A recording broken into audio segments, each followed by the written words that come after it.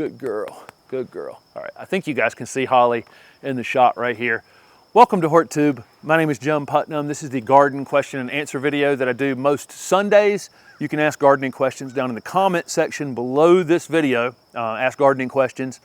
Your comment is your question. I frequently get that. Where do I ask the questions? Just in the comment section. Just ask whatever gardening questions and I pick from those each week. The Learn to Garden video series over on my website. A lot of you took advantage of the Fall 50 discount during the month of September. I really appreciate that.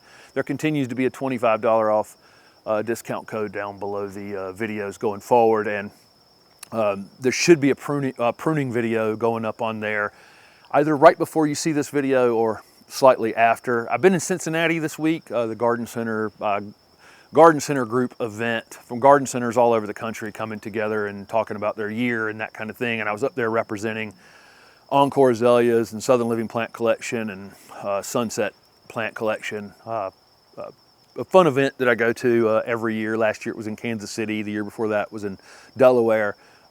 Just an interesting event, listening to folks talk about how garden center business has been during this past year. The Cincinnati waterfront's always fun to take advantage of while I'm up there as well.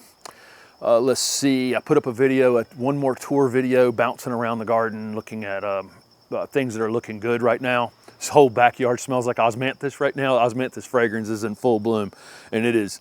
There's a couple, the orange osmanthus and the regular osmanthus fragrance were in those tour videos in the last week or so.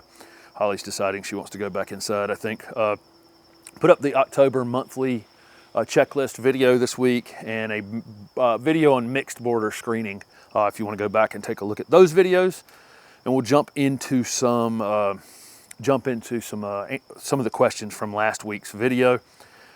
Let's see, somebody asked about liming their soil for their turf grass. Would that have a negative impact on the plants in their beds that are acid loving plants? So, here's the question. I don't know what your actual soil pH is. I have a video on the channel about why soil pH is important. If you want to go back and look at that video, I think it's an important one in the history of the channel, just talking about why pH is relevant. There are plants that like lower pHs. There are plants that like more alkaline soils, the neutral being 7, alkaline being over 7, acid being under 7. Most plants, the sweet spot is about 6.5, and most everything is pretty happy in that range. The alkaline plants and the acid-loving plants can get what they need at about 6.5. Turf grass, most turf grasses, so your warm season grasses like Bermuda or Zoysia or Centipede or St. Augustine, and your cool season grasses like bluegrass or fescue, most of them like to be between 6 and 7, pH right in there. So a lot of people get the soil test back and it's 5.5 and they feel like they need to lime because the optimal pH for their turf grass is between 6 and 7. If it's 5.5, I'm not liming. It'd have to be way lower than that for me to worry about it. And if it's way lower than that, let's say your pH is 4.8, which mine was at the old house, that's maybe a situation where I'm gonna lime for the turf grass, and that's not gonna that lime isn't gonna, even if it got into the beds some, or had some impact in the beds, it's not gonna raise it up enough to actually hurt those acid-loving plants all that much. So I would gauge it by that. If it's like 5.5 or higher, I'm just not going to worry about it. Keep in mind that liming to raise the pH or you're using sulfur to lower the pH is temporary. It's always going to try to go back to its original. It took hundreds of thousands of years, for the things that happened in these soils to happen, and you're not going to change it overnight permanently. It's going to always try to go back to its pH that it was before you started messing with it. So it's an ongoing process. But again, I don't know what your pH is. But if it's barely off, don't worry about it. Don't go in there and try to micromanage your soil because you can go too far the other direction and cause issues. Somebody planted a Caryopteris in June and the buds never opened on it. So they bought the Caryopteris, it was budded up. They just ended up browning and didn't open. I always write down one of these questions every week, pretty much, because there's always these questions about what should I, why is something going wrong with my plant? and I just put it in the ground.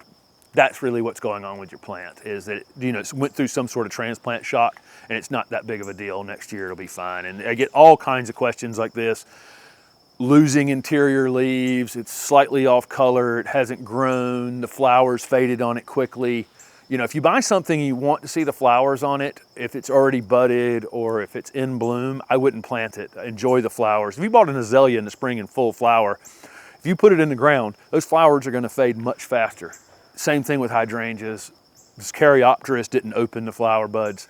That's pretty normal. It takes a lot of energy to flower, and and then you take it out of the container and you damage the roots and you put it in the ground, and then it's hot because it was June when it was planted. It has a lot going against it to be able to flower well. But next year it'll be fine. Somebody has a sand cherry that needs hard pruning, and then wanted to know when the best time to hard prune it was, but it currently has some branches rubbing a fence. So this is two different answers, kind of. If you have a plant that's injuring itself in some way, rubbing a fence, two limbs rubbing across one another, the plant's causing itself an issue, cut those limbs off as soon as you can, or stake them apart, or pin them apart from one another, or whatever. You go ahead and take care of those issues where a plant might be damaging itself, regardless of the time of year. So if I say late winter is the best time to hard prune that sand cherry, which it is, the rescue pruning that you need to do on it, go ahead and do that now. So cut the limbs away that are rubbing the fence, and then late winter prune it the rest of the way. But all of those, I've got one crazy limb on something, I got a limb rubbing something, prune those things as soon as they happen, and don't stress about them, because you're saving the plant from doing damage to itself.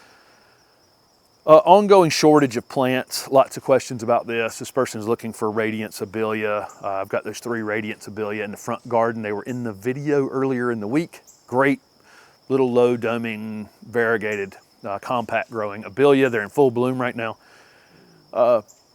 There's going to be an ongoing shortage of plants for a while. We've had either that garden center meeting this week. There's still lots of demand out there. A lot of folks thought that we would see this COVID spike and then people would go back to Disney and it would just crash back to where it's always been, and it just hasn't happened. And so as nurseries have thought about, we're going to be 5% down this year, and they've actually grown less, the demand has continued to rise. I mean, folks have told me that some of their best months they've ever had have been this year, and that was completely unexpected. 3 years, 2 seasons after the pandemic, nobody thought that would be the case. And so there continues to be a shortage of plants, and these plants aren't stamped out. It takes as much as 3 years to grow them. So a lot of them, and maybe more, depending on how big the plant is when you buy it. And so it's really hard to plan. It's hard to think through. It's hard to know what the economy is going to be like in 3 years. Nobody knows what the economy is going to be like in 3 years. That's the answer to what is the economy going to be in 3 years. Nobody knows. And so there's a lot of planning and thought that has to go into this. And it's just going to take a while to catch up. At some point, there'll be a glut. I know nurserymen, I've been in this business for long enough. We will create a glut at some point. But currently, it continues to be a shortage. And if there's things on your list that you can't find, it's still going to be a little while, maybe, before you end up running into them somewhere. But you will eventually. That's for sure. This is a windmill palm next to me. I've never shot with this palm in one of the videos, but it's now almost, it's right at my height now. So it's up to 6 feet. It's grown a lot here in the late season. The trunk on it's starting to get some mass. At some point it'll be up, up high enough to look like a tree. It still looks a bit like a shrub. It's kind of a transition now between the shrubby thing it was when I planted it, and it's developing a pretty good sized trunk down at the base. So windmill palm, I know I'll get asked about that. Then somebody asked about when to transplant dahlias in zone 8B, now or when they die back. So I'm in the transition zone here in zone 7 for where dahlias need to come out of the ground. So folks in zone 3, 4, 5, 6, 7A probably are best to dig their dahlias up and store them for the winter time. Lots of videos on YouTube about it. Lots of construction back here. You might be able to hear through the microphone, I don't know. And then here in where I'm at in zone 7B, 8, 9, 10, 7B is a risk, some risk to leave them in the ground, but most of mine always come back. And then 8, 9, 10, you just leave them in the ground and they overwinter in the ground, usually with no problems. They want to know when to divide them. I divide them as they're breaking dormancy the following spring. I think that's the best time of year to do it. You could do it in zone 9 or 10 in the fall without any problem. Probably 8B as well. But I like to let them just go dormant, go to sleep. When they start to emerge in the spring, that's a good time to dig them out and divide them. And you won't get that all out of the ground. That spot will continue to probably have some coming up. And I've got that happening back here. I can see dahlia over here where I moved dahlias to the back of the fence earlier this year. I didn't get it all. And I now have dahlia weeds. If there is such a thing as dahlia weeds. Let's see, because a weed is just a plant that comes up where you didn't want it. So somebody asking about conifers. For zone 8B, what are the best best conifers are consistent? So podocarpus for sure. I've got a couple podocarpus in the garden. And in fact, the mixed border video this week, one of the podocarpus is in it, if you want to go back and take a look at that. Podocarpus, definitely heat tolerant conifer. Taxodium, most people can grow taxodium, which is going to be a tree, a bald cypress. Cryptomeria, definitely on that list as being heat tolerant conifers. And cryptomeria come from little teeny tiny round balls that are soft to the touch up to 75-foot tall trees like Yoshino cryptomeria. So cryptomeria are definitely good for the south. And then junipers tend to be amongst the most heat tolerant conifers for the south. But there are conifers available to us, but there are less than you would see in cooler areas. And I love conifers. I've done more conifer content this year. They don't get watched as much as other things. Some people just aren't interested in needled plants. They just want flowering plants and leafy evergreens and whatever. But I do think that conifers, from ground covers to little round balls to upright narrow things, they add a lot of interest to the garden, especially in the wintertime. In the late fall through early spring, they really, really show off, and they anchor the garden in a way that allows you to do changeable things around them the rest of the year. Okay, so should topsoil come with sticks and then turn rock hard? No, definitely not. And this has been my experience, and this is why I always put topsoil in quotation marks, because I think most of it's just subsoil and leftover whatever, scraped off from some subdivision somewhere. Don't know where it came from, but usually they'll take the topsoil and they'll run it through a machine that fluffs it up, will remove some of the rock from it, and then it comes out the other side of the machine as this fluffy material that looks great. It goes in a truck, gets delivered to your driveway. You go, wow, this is great because it's really fluffy, right? It's fluffy. And then a week later, if it sits there and you haven't moved it yet, it becomes rock hard. That's what it looked like before it went through that machine. And so no, you probably would not want to purchase something that becomes absolutely rock hard a week later. And it's why I've kind of said many times on this channel, if you can, amend the soil that you have, because bringing in foreign things from other places, you may have some, herbicide come in that's persistent herbicide, that's been used on some sort of fence post line forever. And that persistent herbicide causes you some sort of problems. I frequently see weeds that I would not want, in these topsoil products. And so you're importing weed seeds, you're importing potential disease issues, you're importing potential insect problems, all kinds of things you could be importing into your garden. You don't know, without running a soil test on it, whether it was nutrient deficient. If it came from some farm field, it may have been some farm field that was they didn't add nutrients back and they farmed it basically to death without retreating the soil in some way. So if you can avoid it, I would just avoid it. The things that are called topsoil. Because I've never had great experience. If you have a really trusted source, then that's obviously a different story. Somebody in zone 9 has a Rosalinda Indian Hawthorn. It's got some leaf spot. It's another newly planted question. So Indian Hawthorns are susceptible to leaf spot issues. They're in the rose family. The rose family is just, back up to that sand cherries in the rose family. Ask me problems about roses. You're definitely going to get some. But probably, if it's got a little more leaf spot than it normally would have, it's probably related to it being newly planted and under stress.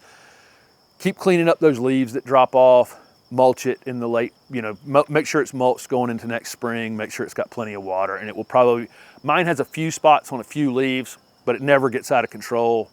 When it gets out of control, I usually think that there's something going on that's stressing the plant in some way. So I think it'll be better next year.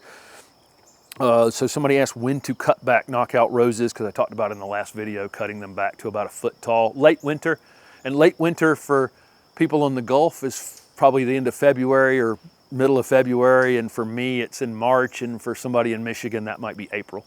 So depending on where you are in the country, right before they start putting on new growth, you can cut them back hard. Those things that bloom on new growth, there's really no purpose in keeping the whole plant in place. My Calicarpa Americana, my American beautyberry out by the road, it has to get bigger in order to flower and berry every year. So I'm cutting that thing down to 12 inches. My Caryopteris, but we talked about Caryopteris already. I'm cutting it down to 12 inches. It blooms on new growth. So it has to get bigger in order to bloom. Those things I typically are the things I cut. Those are typically the things I cut back. Let's see, somebody is in zone 7A wanted to know when the best time to plant a lilac is, spring or fall. It doesn't matter. Most lilacs are going to be hardy up to like zone 3 or 4. So you're in the very, very southern end of where most lilacs are going to want to be. You can plant it 12 months out of the year.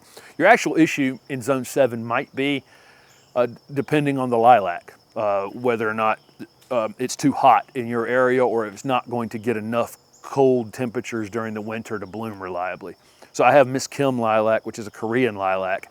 It's not as lilac-y as other lilacs. It doesn't bloom as long. The flowers are not as showy, but it is a great compact shrub, and it produces the fragrance of other lilacs. So in zone 7, I would make sure you're picking a lilac that is heat tolerant and doesn't need as much cold treatment during the winter. So you can just ask your garden center that, but more traditional French lilacs and that kind of thing may not be the best thing for you in zone 7. Holly wanted to go inside. Should old mulch be removed before mulching? No, you definitely don't need to remove your old mulch, and you would probably be bringing all kinds of weed seeds up to the top. But do be careful not to build mulch up over the years. It's pretty easy to do, to mulch, and then I mulch this time of year and I put this much every time, and I'm just going to keep doing it no matter what. Because sometimes, so we did this 5-part one-day landscape job video from last year into early this year. And in that video, I talked about the mulch was like 12 inches thick. It was 8 to 12 inches thick, depending on where you were planting in that garden. A landscaper that had been maintaining that property had just been dumping mulch on it, dumping mulch on it, dumping mulch on it. I'm going to get paid for mulching, and I'm going to get paid by volume. And they had built up about 12 inches of mulch, and it was weird because you dig in it, and it had dry pockets and wet pockets, and it just wasn't functioning properly anymore at 8, 9, 10 inches thick. It wasn't breaking down very quickly anymore, and they just continued to dump mulch on top of it. So let your mulch, don't let it disappear, because then you're going to end up with lots of weed problems. You're going to end up with your soil life being damaged by, with the sun beating down on the ground. So don't let your mulch disappear, but do let it break down to where there's maybe only a couple inches left before you're putting more mulch on top of it. So there is definitely possible to over mulch, but you don't need to get up your old mulch as long as you wait long enough. There you go. So somebody had added, was told to add this Viz Queen, this plastic fabric material under their beds, and they wanted to know, will it kill their plants? So none of the landscape fabrics or plastics are likely to kill your plants, but it will create situations where your plants aren't necessarily as healthy as they could be. So I have a video on the channel for about landscape fabric, the pros and cons of landscape fabric. It's almost all cons, but I've gone back and removed this material, and any of those plastic materials that you cover the ground in, when you go to remove them, it smells awful underneath them. You can hear this construction over here, I'm sure. It smells awful under there. It creates anaerobic conditions, And those anaerobic conditions mean that instead of having good bacteria and good fungi, we have the opposite, and our plants can have issues. It typically doesn't kill them, but it can off-color them. It's not great conditions. And then, of course, I walk around the neighborhood in places where that fabric's been there for a long time. You can see it's torn up. It's starting to break down. Initially, you will have less weeds using landscape using these fabrics and plastics. You'll have less weeds initially, but eventually the birds will drop weed seeds on them. And then some of those weeds can root into that fabric and be very difficult to pull out without pulling the fabric up at the same time. There's very little benefit to it long term. It's a short-term benefit that I promise you will almost certainly backfire on you at some point down the road, covering your stuff in plastic. Unlikely to kill your plants, but it probably won't create the healthiest conditions for vigorous plants either. Okay, so, and then I got another question about dividing dahlias in zone 7B. I don't know why I didn't combine the questions together. Zone 7B, my dahlias, I'm gonna leave in the ground here and divide them as they're breaking dormancy in the spring, same as I said for zone 8B. So somebody asked about storing their bulbs until they're planting them. So they're buying some bulbs. It's a little early to be planting them in their area. How should they store them? Just in some sort of cool, dark place. If you have a garage where you're getting some cool nights and you can keep them in a dark corner, that's a good, some sort of dark space. Or you can put them in the refrigerator if you wanted to in the bottom and go ahead and start cold treating them if you want to. But I think just a cool, dark place is fine.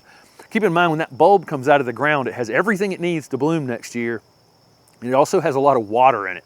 So it's probably 90% water if you squeezed it out. Same as people, we're mostly made out of water.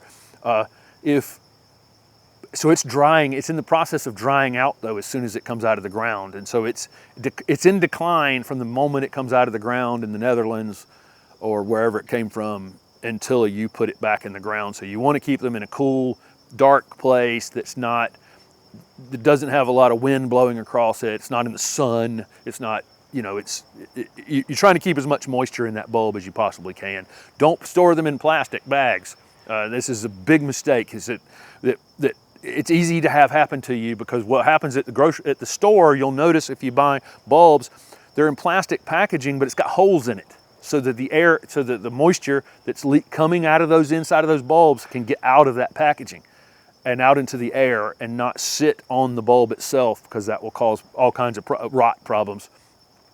What happens is you go up to the register and you buy your 4 bags of bulbs that have holes in them, and then you put them in a plastic bag and carry that plastic bag home and then store them in that plastic bag until you plant them. Well, now the moisture is actually trapped in that plastic bag. So again, these bulbs have moisture in them. Make sure that moisture is able to escape. And whatever packaging they came in is the best packaging to keep them in. That's a lot of words for bulb storing. Should you still be watering hosta that are fading here in the fall? If we hadn't gotten that tropical storm Ophelia, we were just extremely dry. We got about 6 inches of rain, and this time of year when you get good rain, it tends to last a while. So we hadn't had to water in a week, but we've been watering leading up to that. And if you continue to be dry in your area, when I was up in Cincinnati this week, it was bone dry up there. They had a couple storms while I was there, but you could see how dry it was up there. And I know it's dry down on the Gulf Coast. And so just in general, yes, through the fall, you need to be monitoring and watering and not, letting these things go to sleep because they have no water. Let them go to sleep, naturally. As they would.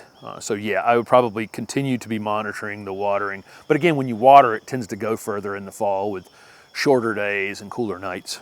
You don't have to water as often. Oh, so I got this question. What happened to the agave? So when I read these questions, it's kind of funny.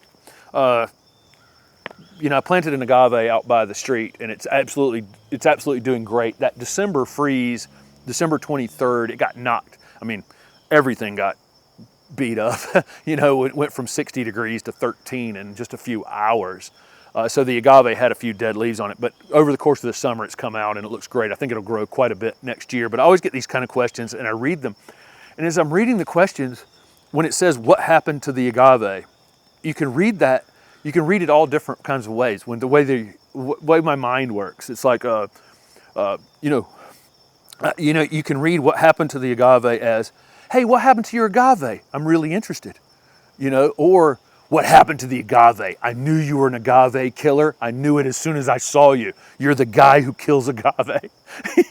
So it's always interesting when it's just 5 words like that, how many different interpretations of the question can run through your mind. But the agave's out by the road. It's doing great. It is really kind of funny. When the shorter the question is, the more you're like, is this guy accusing me of being an agave killer?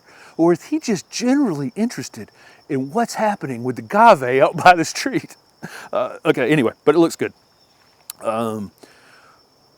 Okay, so here's a good question. So I've always talked about mixing in the bulbs into other things out in the garden and not having just this big bulb display, but having them planted just kind of throughout your other perennials and shrubs and other annuals and that kind of thing. And that way, when they'll come up first before anything, they bloom, and then the other things will come up around them, and that dying foliage on your daffodils and tulips and all those things doesn't look as bad because other things are kind of covering it up.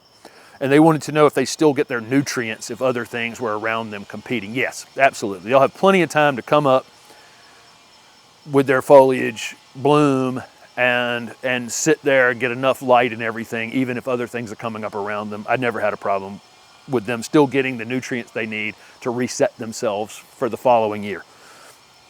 Okay, so somebody has some Encore Azaleas, and they have some long shoots on them and wanted to know whether they could go ahead and prune them off. Yes, those shoots probably have some flower buds on them for either this fall or next spring that you're going to lose on those shoots. But yeah, if they're unsightly because they got, again, this one limb here and one limb there kind of pruning questions I get now is always going to be the answer. If you've got something that's unsightly on a plant and it's just one branch, you're not doing any general pruning to it.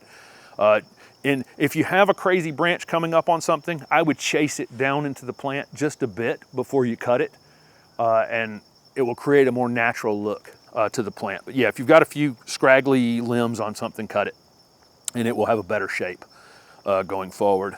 You may lose a handful of blooms, either fall or spring blooms, it doesn't matter. Okay,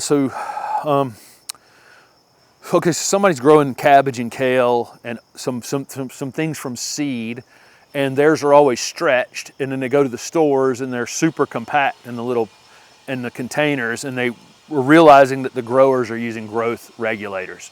And there are a lot of perennials, annuals that you buy at the stores where the growers have been using growth regulators on them to have them bloom at 12 inches tall or 14 inches tall instead of how they naturally would have bloomed in the ground at 3 feet tall, depending on what part of the country you are. Is there any way to keep their kale and cabbage compact without them? The more sun, the better, obviously. The more sun, the more compact your plants are going to be just overall, but you're never going to produce what you're seeing from those ornamental cabbages and kales in those containers, probably without some sort of growth regulator on them. But there's a lot of that going on, and a lot of it's for shipping. You say, well, it's deceptive behavior, deceptive to bloom a plant out at 12 or 14 inches, knowing that the next year it's probably going to bloom at 2 or 3 feet in somebody's garden. A lot of it has to do with shipping as well. It's much easier to ship a plant that's blooming as a compact habit and is not floppy. A lot of decisions in this business is related to shipping. How are we going to ship it? How's it going to look when it gets to the store? If it's 2 feet tall in a container and it's already floppy as we're walking it over to the cart to put it on the cart to send it out to the store, how's it going to arrive at the store and look? Because customers just won't buy things with just minor problems. The most minor of problems, they won't buy them. So there's a lot of time and effort and energy spent making sure it's 12 inches tall, 9 inches wide, it's sturdy in the container so it ships well, and every flower is perfect on it. A lot of effort and time and things are done that you wouldn't necessarily do without. Unfortunately, folks just won't buy it if it isn't perfect. But the more sun, the better on any of your seedling materials to make sure that they're, are not stretching because of a lack of light as well. Somebody asked the best time to prune fig roots in a barrel. So they want to do some root pruning. This is a good idea. If you're leaving something in a container for a long time, I talked about last week, occasionally you need to refresh some of the soil. At the same time, you can do a little bit of root pruning on them as well to create a situation where they're putting out new roots into that new soil that you just put in the container. And that will probably create a more healthy environment, you know, in the container for them as well. So not just replacing some of the old soil, but also doing a little bit of root pruning at the same time. I think almost all of those decisions would be on the other side of winter, late winter, early spring, as a general rule of the best time to pull something out of a container, root prune it some, add some new soil into the container. If it's too big to get out of the container, you can just kind of dig around the edge of it, cut some of those roots, and pull some of that soil out, put some fresh soil in it, fertilize the container at the same time. I think that would be the best time of year to do it. Somebody asked how's Holly doing overall. You saw her at the beginning of the video. She's actually, you know, knock on wood, doing pretty good right this minute. She's walking 3 times a day because the days are cooler, and overall doing quite well. Those 2 tumors on her necks have actually have shrunk a bit.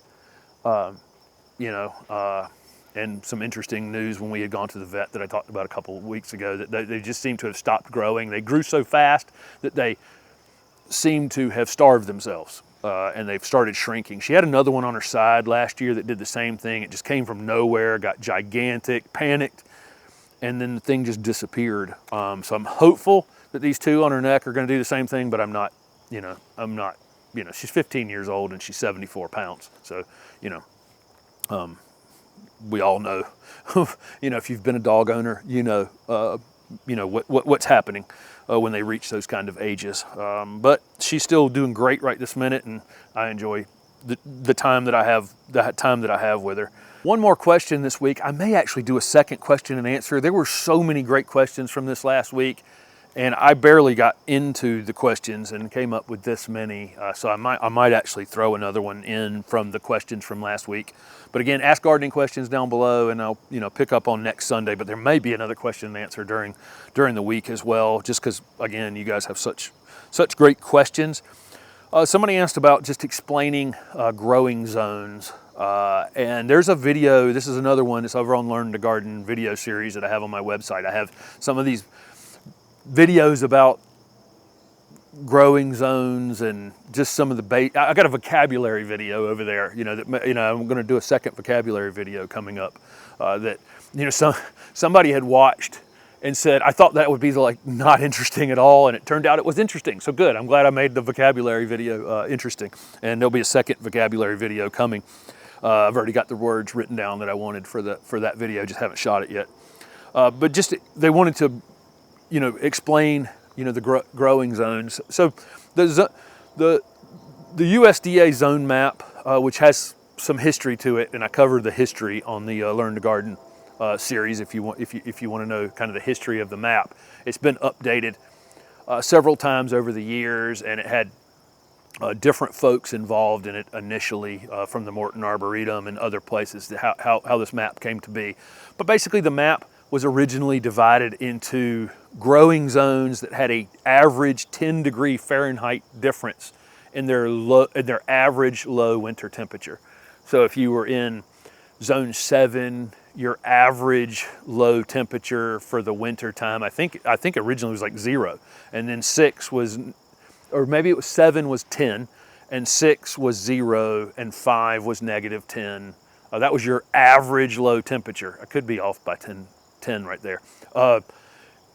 And then later, since then, we've subdivided each of those zones 1 through 13, I think it is, into A and B. And the A and B is basically breaking down from 10 degrees down to 5 degrees. And so if you're in zone 7A, your average low temperature during the winter is something like 5, and in 7B it's 10, and I may be off 5 degrees, whatever, but it's basically in 5-degree increments, your average low temperature. Keep in mind, this is not the all-time lowest temperature you've ever had in that zone. It's literally the average.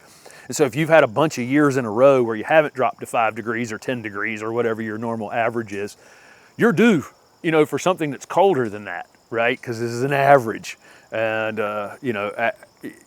so that's basically the way it was originally determined. There are some issues with the map where it doesn't do a very good job of giving us summer information. So if I tell you that there's places in Arizona that are 7B, but their average summer temperatures are 105 and mine are 89 or 90, you know, that's a big difference between summer, right? I mean, the zone map is only giving us information about winter survival. It's not giving us information about low humidity summers versus high humidity summers, or desert type low humidity with extreme heat versus, you know, heat and humidity, whatever. It's just not giving us any kind of summer information whatsoever. So there's a sunset zone map for that's heat related, for sunset zones, and I keep talking about making a video for it, and eventually I will. But you should have those two pieces of information: your average low temperature in the winter, and then the sunset zone map. If you overlap those two things, that will tell you where you're most likely to have success with a plant like this Lamandra right here, where it's a zone 8 plant. This one will grow in the desert southwest in extremely dry conditions, and it'll actually grow in our humidity in the southeast. So this one would cover a lot of area, really, but and this one's more cold related. You know, it doesn't like zone 7B really to be outside. So anyway, there's the basics of the zone map. When I say 7B, I'm differentiating myself from 7A by 5 degrees. It's likely to be 5 degrees colder on the same winter in zone 7A on their average low temperature, you know, for the winter. And I see that really just on a night-to-night basis. If it's 25 degrees here in Raleigh, typically back toward Winston-Salem in North Carolina, they're going to be 20 if I'm 25. You can really see that right there, because that's about the transition over to zone 7A. And there's about a 5 degree difference. There's the basics of the zone map. I have a more detailed video on it over on the Learn to Garden video series. Thank you guys for following along.